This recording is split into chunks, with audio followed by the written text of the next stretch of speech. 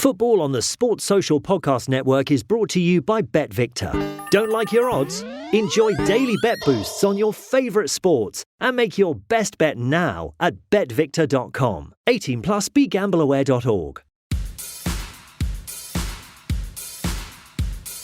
One cloud has cleared. Mason Greenwood will not play for Manchester United again. Several more remain. A warm welcome to the Manchester United Video Podcast. I'm Harry Robinson. Jack Tait is with me as always. And on today's show, we discuss defeating North London, Mason Greenwood, and preview Saturday's match against Nottingham Forest. We play Guess the Player. We'll give you your regular academy briefing, and we answer questions like, has everyone overreacted after 2 games of the season? How do United move on from here? And have referees set a dangerous precedent in the Premier League? In our Q&A, exclusive to our patrons, we talk about who would win a Premier League five-a-side tournament, what kind of work we're both up to at the moment, and the 3 steps to make United competitive. So let's get stuck in. Jack, a lot of the discourse after United's defeat at Spurs, and it was a very bad second half performance, and I left the Tottenham Hotspur Stadium on Saturday evening thoroughly underwhelmed, but a lot of the discourse certainly online, and I realise I'm probably responding to a Twitter-only phenomenon here, which is always silly, but the questions were such as, when are people going to start questioning Ten Hag's future? It all felt a little bit insane.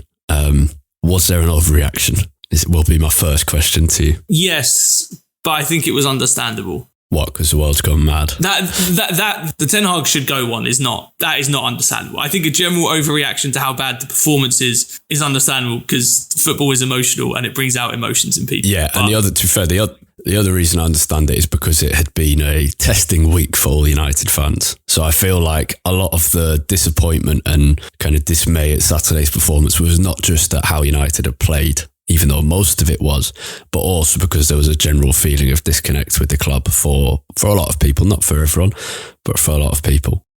It was poor, but football teams lose games, even the successful ones, and football teams start seasons slowly, even the successful ones, and most importantly, new systems take time to settle and work out properly, even the successful ones. Now, let's start because, in fact, let's begin with the first half because I thought it was decent again, and now that's what's going on at halftime, because that's now 2 decent first halves, one at home to Wolves, one away at Tottenham, let down by an inability to finish. Now, that's obviously a concern, but it's also an obvious thing to improve on. Contrastingly, our 2 second halves have been really, really poor. We've lost shape and composure. We've dropped our standards, and we've not achieved any of our aims. We've lost all of our identity. Do you have any idea what's going on at halftime? It's pretty baffling, honestly. I mean, against Wolves, we still weren't great in the first half. And so the second half felt just like a worse version of some of the trends we were already seeing in the first half. But against Spurs, it was like watching 2 completely different games, the way that they played out in the first versus the second half. First half at Spurs, I actually thought we were quite good. You know, it was a massive difference from Monday night against Wolves. The midfield in particular was so much better, so much more connected. Mason Mount was playing noticeably deeper, which was helping us a lot. And then, second half, it just seems like this United team, and it is especially difficult in away games. I think it's a big reason why our away form has been so bad under Ten Hag so far. This United team just seems unable to regain control of a game once it's lost. If we have it from the start, we're okay. But once we lose it and the other team starts to gather some amount of momentum in the game, especially away from home, where obviously that gets harder to overcome. Whether it is a mentality thing, a technical thing, a tactical thing, which we can come on to a bit more in a second in more detail, I guess. But whatever is causing it, this team seems completely unable to regain any of that control once it was lost. And it got lost almost immediately at the start of the second half against Spurs. Yeah. Should we set out some of the positives first? Because the sun's shining for once in this poor English summer and I'm in a good mood. I think the positives are we are creating chances. And as I said after the Wolves game, I think it's more useful to take the first halves as an indicator of how United are going to play this season. I think it's less useful to take the second half in terms of how United will play, not how successful they'll be. The second halves are probably a better indicator about this team's mentality and the concerns there. But first half wise, we are creating big chances. we are also missing them more often than any other team in the league. And that's not just a reaction, that is statistically true. 5 big chances missed already this season, the same as Brentford and Chelsea. It's a major problem. We're doing better off the ball. We're gaining possession quite high up in dangerous areas. There's been some signs of good off the ball work. So those are reasons to be positive. I also think we saw some good signs in pre-season. I trust in Ten Hag, and it's a new system. So I'm less ready to criticise it this early on. It's not working at the moment, but it's the start of a new season. It's a new system. It's got a new player in it. As you just said with Mason Mount, we're still missing the centre forward. So for now, I'm willing to wait. The concerns I have are that we need to find the personnel who will drag us through this early period of a new way of playing. And at the moment, Ten Hag, in my opinion, is not managing that as best as he could, because the midfield is underperforming. Yes, the defence is underperforming, but the front three is not helping them at all. Garnacho and Ante are not the personnel as they are playing right now to take us through this early period, and Rashford is being played in the wrong position. But do you accept the positives before we get onto the negatives? Yeah, of course. I think the first half, in particular against Spurs, there's a lot of positives to take from that. I really did think that we saw a really big improvement from what we saw against Wolves, even though the first half against Wolves also wasn't as bad as the second. I thought that the first 45 at Tottenham was still a massive step up from the first 45 at Old Trafford on Monday night. And look, I mean, how many times in that first half did we put Garnacho in particular in situations where he's isolated 1v1 against Pedro Porro on the right-hand side? And every time the ball, in fact, was it Doggy actually on the right-hand side? Whoever it was, the right back. How many times we put him in great positions one-on-one there? And in most games, if you give Garnacho 5 or 6 opportunities to be in that position, which he had in that first half, you'd expect that he would create some, even if he's not scoring himself, some really good chances from those. And there isn't that much you can do to legislate for the fact that Garnacho, for whatever reason, was having an off day, has had a couple of off days to start the year and wasn't his usual self in terms of beating his man. So I don't think there's so much you can really say from that. I mean, Spurs also were in the game. They obviously hit the woodwork a couple of times, had some decent chances that Onana managed to save. So it wasn't as if we dominated that game by any means, but it definitely was a massive improvement compared to what we saw against Wolves. Yeah. My concern, well, maybe it's too simplistic. In fact, it is too simplistic, and I know it is. But as a fan, I'm willing to go down that route, in that we're just falling into an old trap. And you mentioned that Garnacho's not quite doing it. And the question at the start of the season was, here's a player, I think I used the phrase, on the cusp of stardom last week, and I'll use that one again. But is he ready to start games for United yet and make a difference, or is he a difference maker off the bench still? It's looking like the latter. That being said, the whole team is underperforming, so it's always a little hard to judge in those circumstances. But the simplistic, easy fix I have is that we're falling into that old trap of playing our best players away from their best areas to accommodate other weaknesses in the side. Rashford isn't a centre forward. He doesn't believe in himself up there, and I don't believe in him up there either. He excelled so much in that left wing position last year. And when you're trying to settle into a new system, and there's going to be some learning experiences in those first few games, you might be reliant on your best players to drag you through it. So you don't move them out of their best position. You look at the rest of the league, you wouldn't move Saka, Salah or Haaland out of their best positions. You play them where they're best. And United have done this for too long. And I know Rashford played at centre forward sometimes last season, but that was when the team was more settled, I think. That the team isn't so settled now. So that feels like an easy fix for Ten Hag to make very quickly. I mean, I guess the idea behind playing Rashford there is that Rashford at centre forward is still a serviceable, pretty decent option. I think he's been worse at centre forward in these first couple of games than he has been in the past. And that Garnacho or Sancho, but obviously Garnacho's been the one getting the starts on the left, is not a huge drop off from Rashford. And so you're sort of keeping the level of the team more generally higher by playing it that way round. It obviously hasn't worked like that. And I think these couple of games have really thrown into question the ability of Rashford to play as a centre forward, even just for a couple of games in sort of an emergency situation, because it has been really, really poor. And he's looked relatively disinterested. his movement hasn't been to the level that we've become accustomed to with Rashford. That's always been one of the strengths of his game. And he's just looked very kind of shorn of ideas up there. And, and then add in a major missed opportunity as well. Yeah. There was Bruno Fernandes's was a better opportunity than Rashford, but only slightly. It was a more glaring miss, but Rashford's was also one he should have scored. Yeah. Or at the very least tested the goalkeeper to a very good save. Yeah. And, it's kind of getting to a point where at this point, Rashford is by far and away United's biggest source of goals. If we're going to have any success this season, Marcus Rashford needs to be scoring 30 goals again in all competitions. Yeah. And so if he's going to be your main source of goals, I think you have to play him in his favoured position, let him be that player and figure everyone else out around him. Yeah. What do you think changed? So I asked you last week, I think I said I was 3 out of 10 worried. I think, did you say 4 or 5? I can't remember which, but I said 5. 5. Did you change your mind after this game? If we'd have recorded this 10 minutes after the final whistle, I would have said probably about an 8. Oh, it's a fickle More game. Realistically, it's probably about a 6.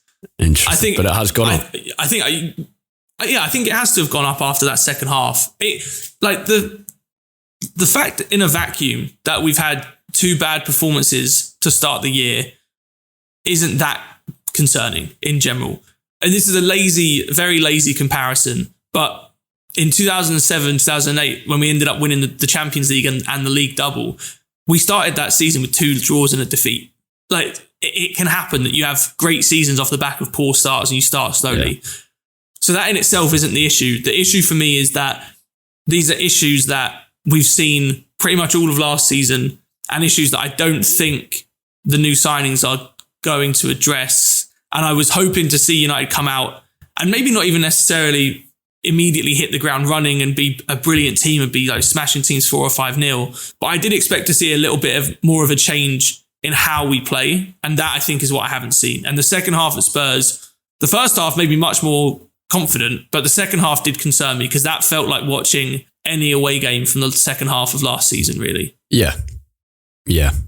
I know what you mean. And it came with the same kind of result. I think it doesn't help that when, again, it's not down to effort that United lost that game in the same way. And we'll talk about a couple of refereeing decisions in a second. That it's not down to refereeing why we lost that game. But I think a lot of the time last season we were saying United are being successful here, but we're still quite reliant.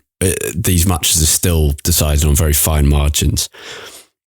And this was the same in that a couple of things going United's way and we might have won it. But the concern is that when things, as you were saying earlier, when things stop going our way, at the moment, this team hasn't shown the mental resilience to come back from that. And there was some interesting stats on United's running statistics. And if we go back to last season, that was the big headline news after we were twonked at Brentford was Ten Hag running with the team the next day. The second game of this season, it wasn't quite such a stark contrast of, I think it was 14 kilometres between United and Brentford that day. It wasn't quite so big. I think it was more like 5 for this game. Still a worry, given that Tottenham had more of the ball. So definitely still more a worry, but not quite as much. But if you break it down a bit more, and these stats came from United Arena on Twitter, in the first half, Tottenham made 93 sprints. United made 70. That kind of gap is fine.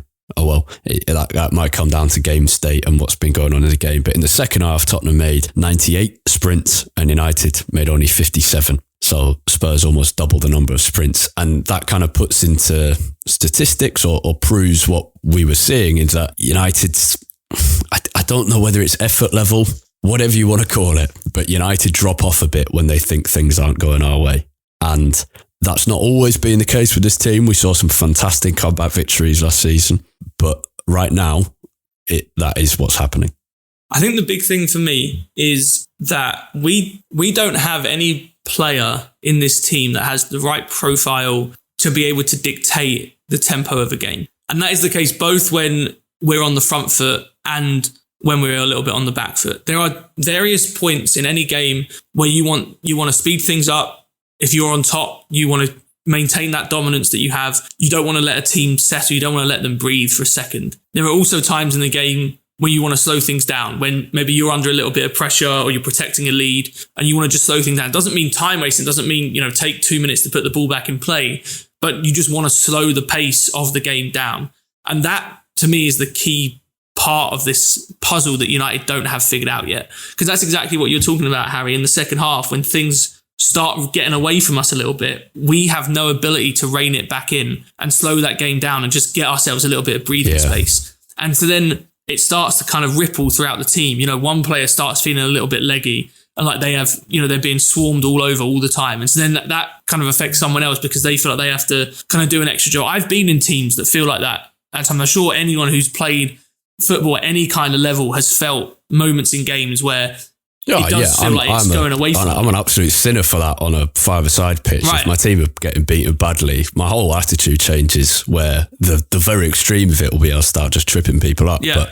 And the kind of lesser version of it is you just start running around like a headless chicken, like Ander Herrera in certain games. And to go back to one of the podcast's many repeated expressions. It's one of those things where I think there is both the element of it that I've just mentioned from that sort of a more technical or tactical part of the equation where I don't think United are able to respond properly. And then I also think from a more kind of mental approach, I think this team in general, I think is pretty resilient. But I think the one part of it where it can go wrong is when things start going against us. I think we have a tendency at times to kind of throw our hands up in the air and say, well, this is going badly. This is unfair, whatever. It's a strange one, isn't it? Because this team can be fantastically resilient. And the number of comeback victories under both Ten Hag and Ole Gunnar Solskjaer before is a testament to that. And yet on some occasions, we lose composure, as we did on Saturday.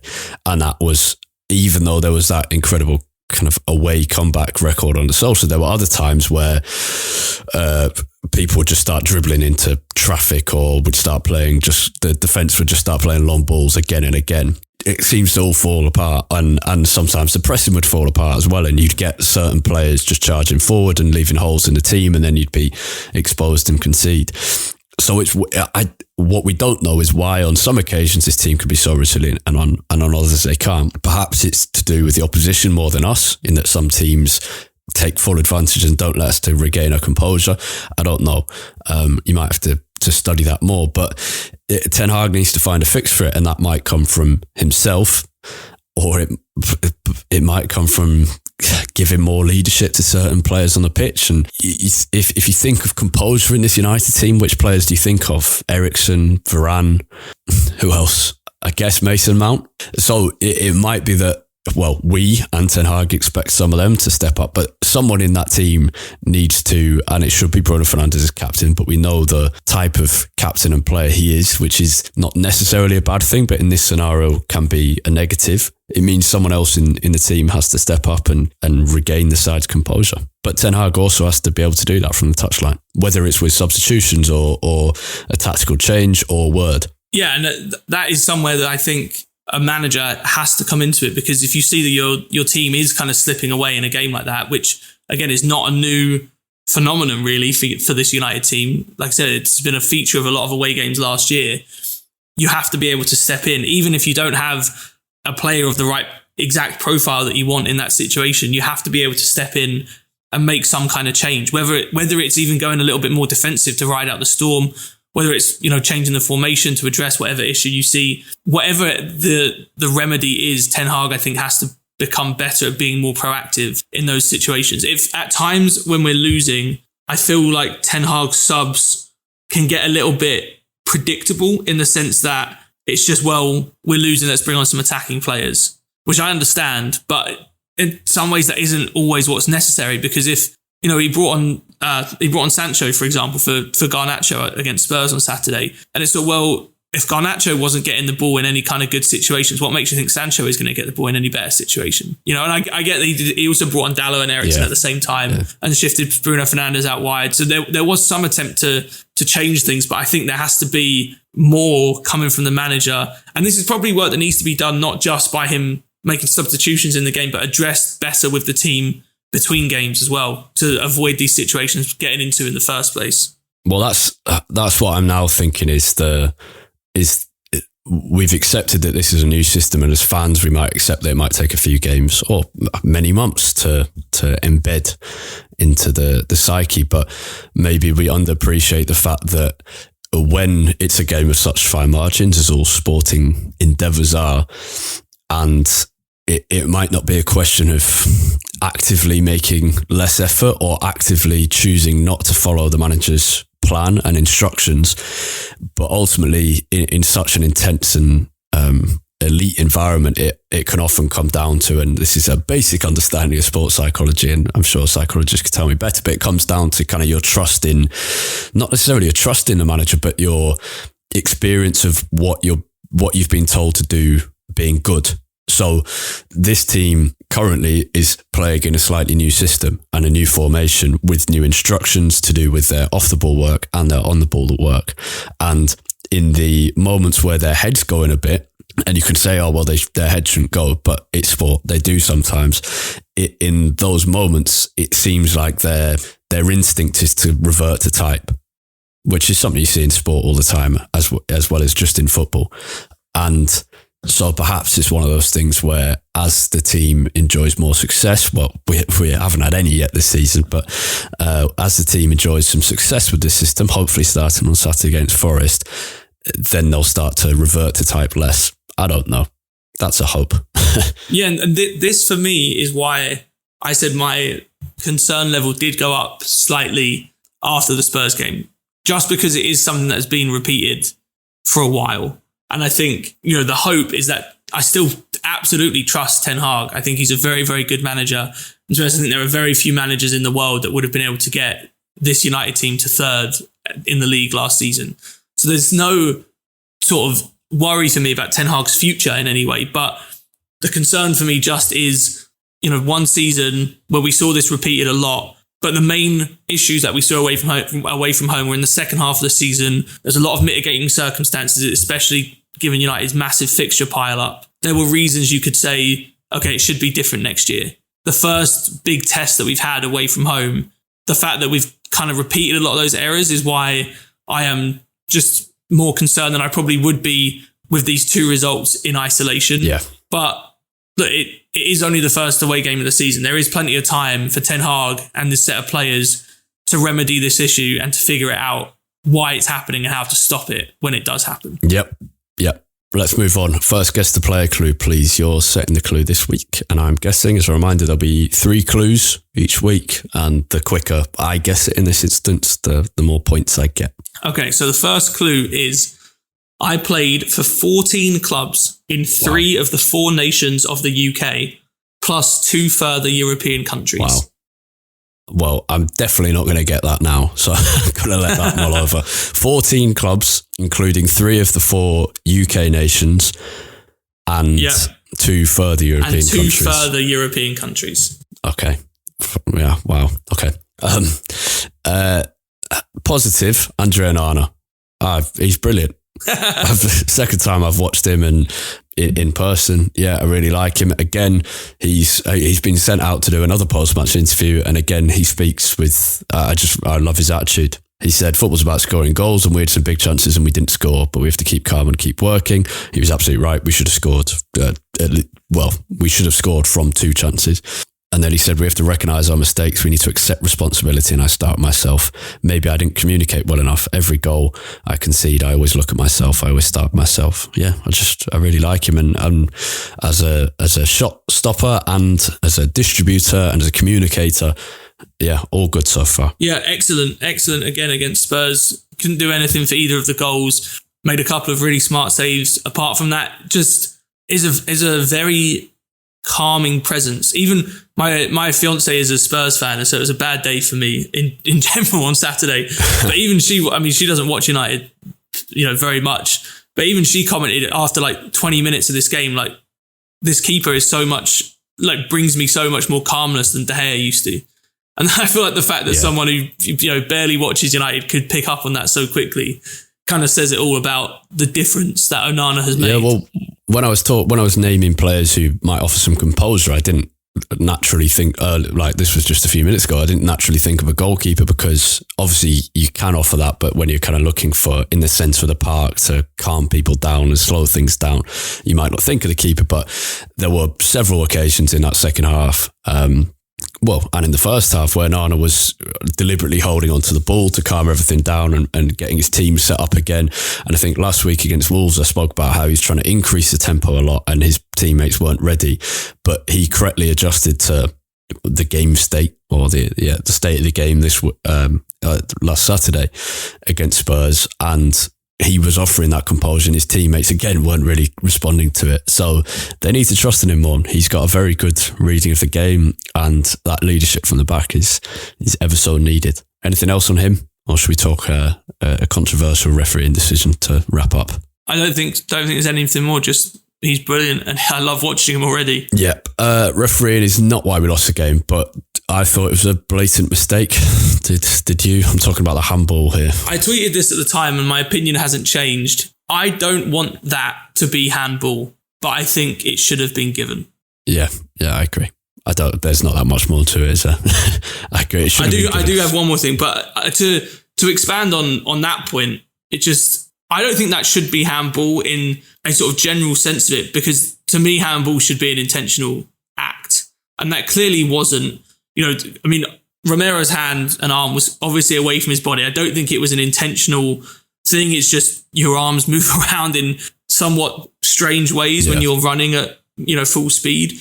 It's one of those where I in general would be okay with that not being a penalty, given the way the handball rule has been applied basically ever since VAR was introduced. That absolutely should be a penalty. And the ridiculousness of it, I just want to read from Sky Sports, do their Ref Watch segment every week. So Dermot Gallagher, former Premier League referee, I think he used to be head of referees for the PGMOL at one point as well, analyses all of the decisions from that week. So he says that 100% it shouldn't have been a penalty, this Romero one.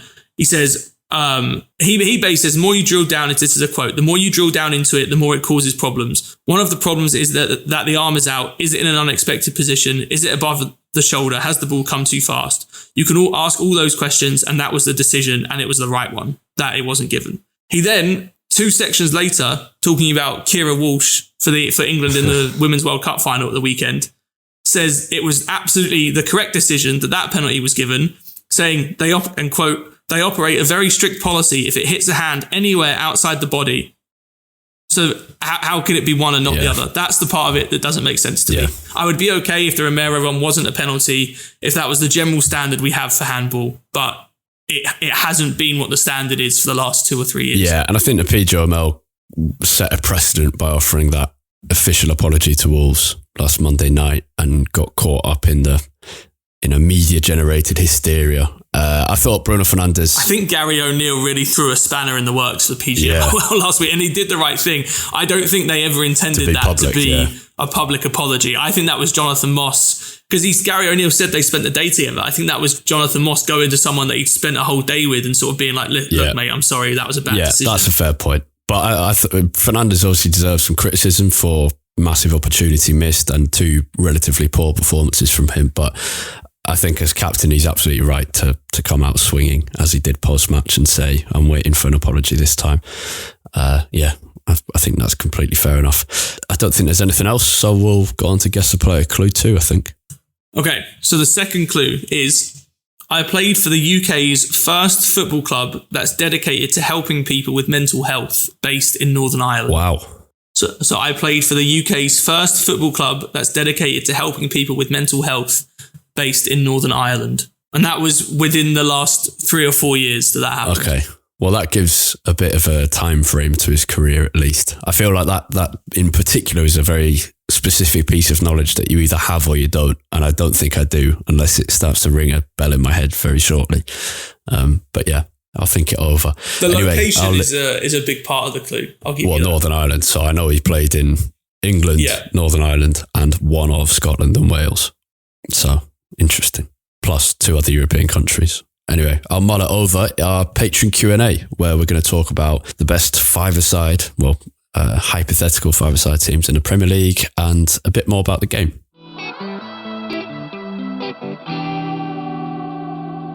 Okay, Jack, we're coming out in a very good mood after that Patreon Q&A because there was a couple of nice conversations. But it has been a difficult week as United fans. We've got our match review out of the way, so we can now speak about the off-pitch stuff. How have you found it? Mason Greenwood won't play for United again, but it was a difficult story.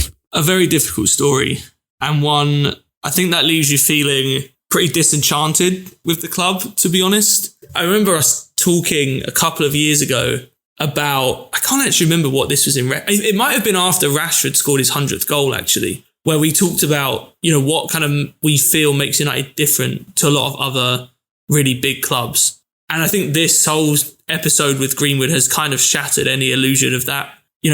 Even the statements today that were put out, it's just been so condescending to the fan base, made it so abundantly clear that this is only being done basically because they think they can't get away with it. Everything that was being said was effectively just, we've decided he's innocent, but you lot got a bit angry and we want to save face, so we're not actually going to bring him back. Yeah. Yeah. The stories from The Athletic and the report from Adam Crafton was brilliant journalism, but the content was painful. And I think, it's been a disheartening week and there's a lot of work to do.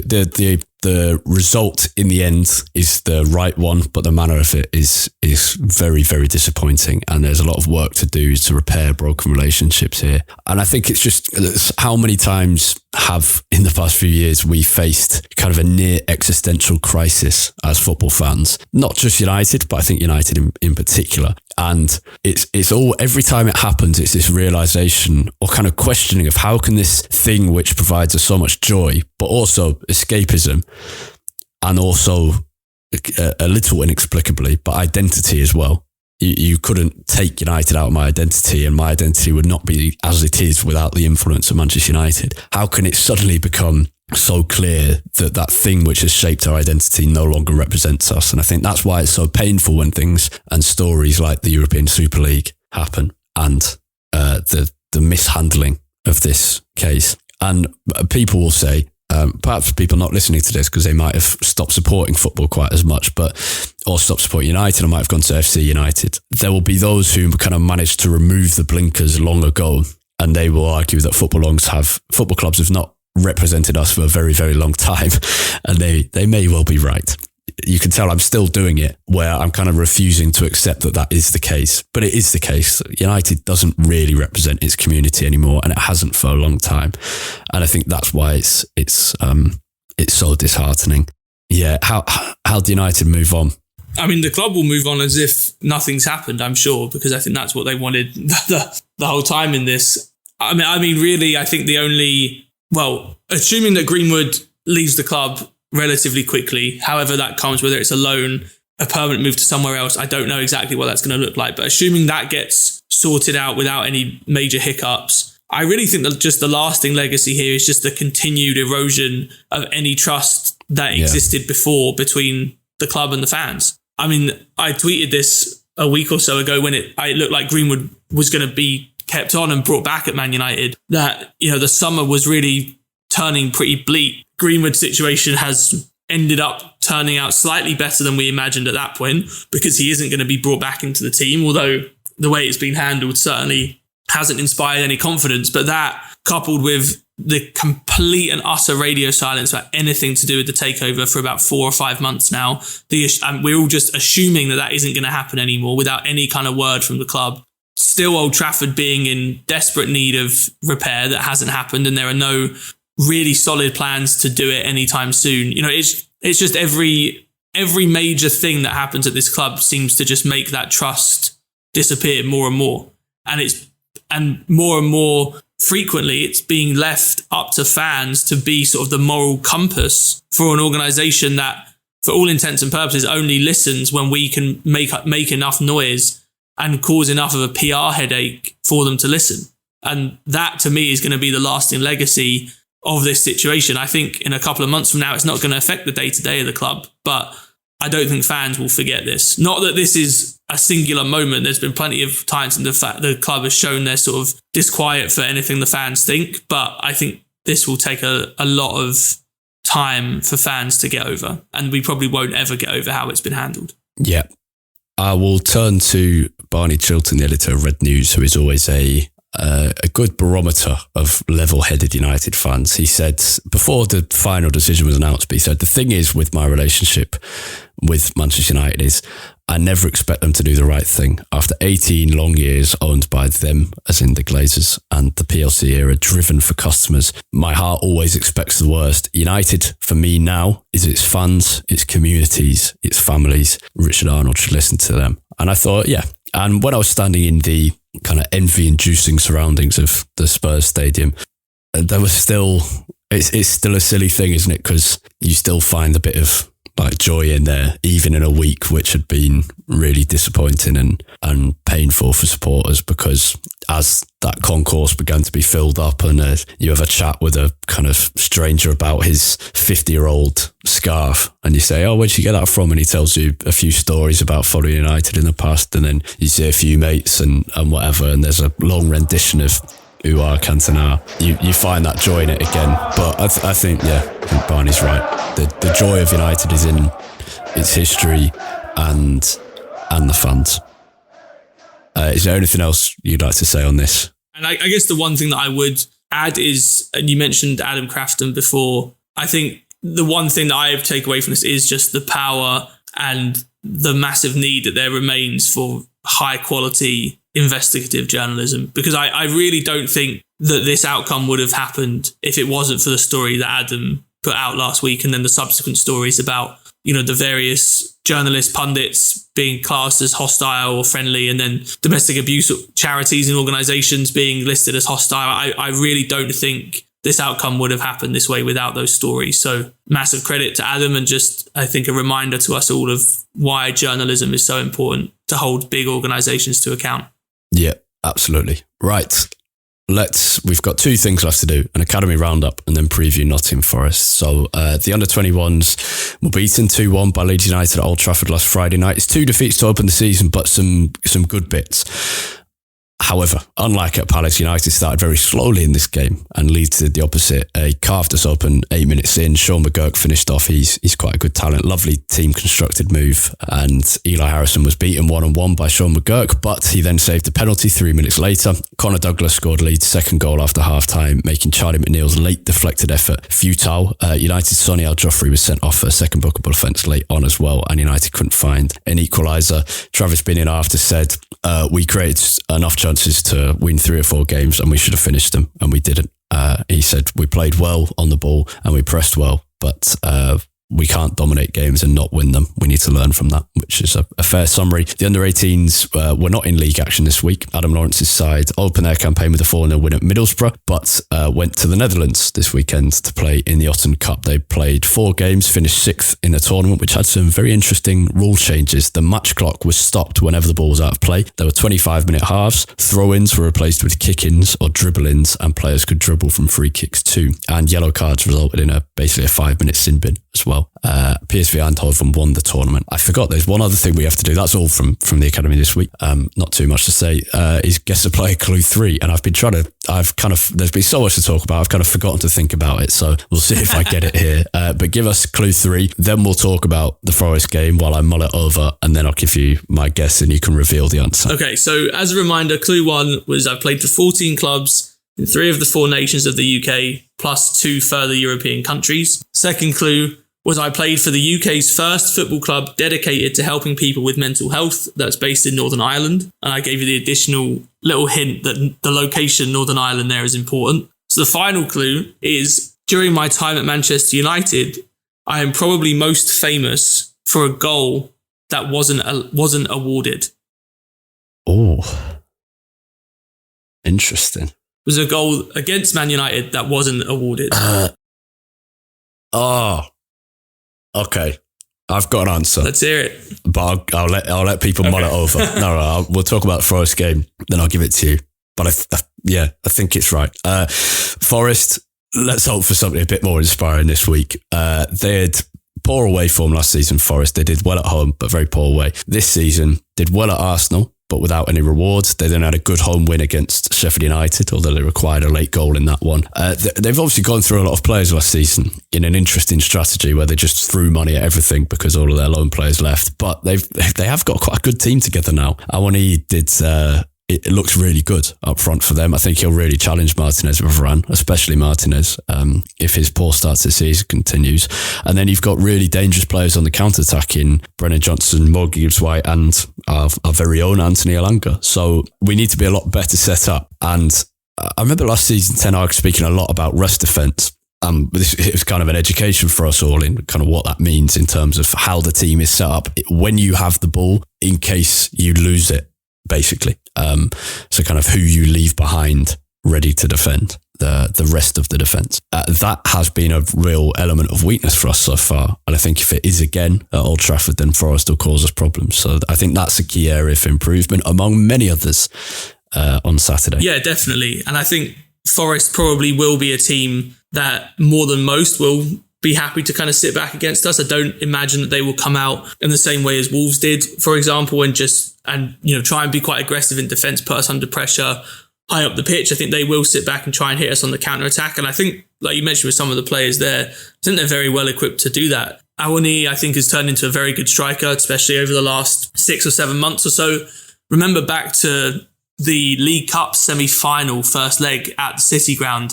So we ended up winning 3-0. It ended up being quite comfortable. But the first 35 minutes or so in that game were anything but. Rashford scored that brilliant solo goal. But then Forest, if you remember, had a goal ruled out, which I think Awoniyi may have scored. Yeah. And it was ruled out for a really, really marginal offside. There was a period of sort of 20, 25 minutes in that first half where Forest were, really on top. And then I think Weghorst scored right on the stroke of half time to really kind of take the wind out of their sails. But I think Forest have enough to cause us problems, and it's going to be a different test for United, I think, in that it's probably going to be a much more physical game than what we've had against Tottenham and Wolves. I think it's also going to be on us to have to break down a defence that's probably going to sit quite deep, and that isn't something that historically we've been all that good at. Yeah, I think that's all that needs to be said, other than I hope United win. Would you make any changes to the starting lineup? I would. We spoke quite a lot about this in the Patreon Q&A, so if you want a detailed discussion about that, then you can sign up to be a patron. But I would move Rashford to the left and play someone else up front. We don't know about Højlund's fitness. I would expect he certainly won't be ready to start this game, but we'll see. Martial should be fit, so I think Ten Hag may well go for him. Yeah, if Martial's fit, he feels like the obvious one to come in. Like, he doesn't deserve it, but needs must. I mean, this is a bit of a test. I can't remember who it was. I think one of our patrons asked us in pre-season, is Sancho playing at Reed false nine just a pre-season thing? Yeah, Reed, yeah. Was it just a pre-season thing or is it a genuine option? I mean, we both kind of said it was just a pre-season thing because of the players that we had available. I do wonder, I think if there was ever a chance that Sancho was going to play false nine, this feels like when it would happen. Because I think there is a general recognition that Rashford needs to be on the left. Martial's fitness is always up in the air. Also, it's such an easy one because if it's not working, you always can then put Rashford up front and Sancho on the left. Yeah. So, I'd be up for seeing that just for a bit of excitement at Saturday, 3:00. Yeah, let's go with that one. I don't think there'll be many other changes. Yeah, I would expect Anthony will start again. I know a lot of people have been saying he shouldn't, but purely, who else would you start? Palistri, not quite ready. Otherwise, it's Garnacho or Sancho on the right. And if Sancho started up front, he can't start on the right. So, I expect Anthony will start. I actually think this type of game will suit Anthony more. He's one of these strange wingers when he seems to operate worse when he's in loads of space. Yeah. Because you just want him to drive into the space and attack that area that he has and take on his fullback, but he doesn't. And actually, I think one of his biggest strengths is his ability to pick really, really good, incisive passes through a crowd of bodies. He is generally quite good in tight spaces. So I actually think this will kind of work similar to the assist that he gave to Rashford against Lyon in pre-season. Yeah. That is the kind of thing that he's really good at, which is bizarre considering his attributes. Generally, you would expect that he would be, in his element when he has 50 yards of space to run into. But he's just in many ways a sort of contradictory player. And I think this is one of the ways that manifests itself. Yeah, that's true. I think United will win. And I'm going to give you my guess the player clue. just remind us of the final clue. I think we've heard the first two enough. So the final clue was, I am at Manchester United. I am perhaps most famous for a goal that United conceded that wasn't given. And I've just been looking at his Wikipedia page. It's such an incredible career. So strange. Caretaker manager of Barnet in 2011. He won the Greek Super League and the Greek Cup twice. He won the 2004 FA Cup. He won a Premier League. And is this all matching up? Yeah, it does match up. Yeah. Roy Carroll is the answer. It is absolutely Roy Carroll. Yeah. And it was the third clue that the mixture of Northern Ireland and the third clue that got me on the right track. Yeah. Yeah, tough one, that. And that's interesting about the Mindwell, FC Mindwell. I'd missed that. Yeah. I didn't know about it, honestly, until I was trying to figure out the right order to give them in, because I thought the Mindwell clue was a good one, but I knew you probably wouldn't get it from that. So I was just trying to figure out the order to put them in, because I thought once I said about the goal not being given, it'd probably give it away. But I mean, seriously, what a career. Yeah, crazy. I once read an amazing book about a goalkeeper. Oh, what was it called? It's basically about a goalkeeper who played on all 7 continents. I think his name was... I tell you what, I'll remember it for next time. I'll find the book and dig out the title. It's especially odd, I feel like, for Roy Carroll to have had a career like this, because goalkeepers generally tend to be one, like, they don't move all that often. They tend to kind of stick around just because most teams only need 1 or 2 of them. And once you get one, even backup goalkeepers tend to stay for a relatively long time at most clubs. The goalkeeper is Lutz van den Steel. I can't remember the title of the book, but he played on all 7 continents. Wow. And the book was very good, including Wimbledon and Nottingham Forest, Orlando Pirates, Geylang United, Bradford Park Avenue, Vancouver Whitecaps. Crazy. Anyway, let's wrap up on that very, very niche story. Thank you very much for listening, everyone, to this slightly extended episode of the Manchester United Weekly Podcast. If you want to support the show, you can become a patron or leave us a review or just share it on Twitter, and you know where to find us on there. You've heard it enough times already. But have a great week, and let's hope for an improved United performance on Saturday and a victory at Old Trafford. Until then, goodbye.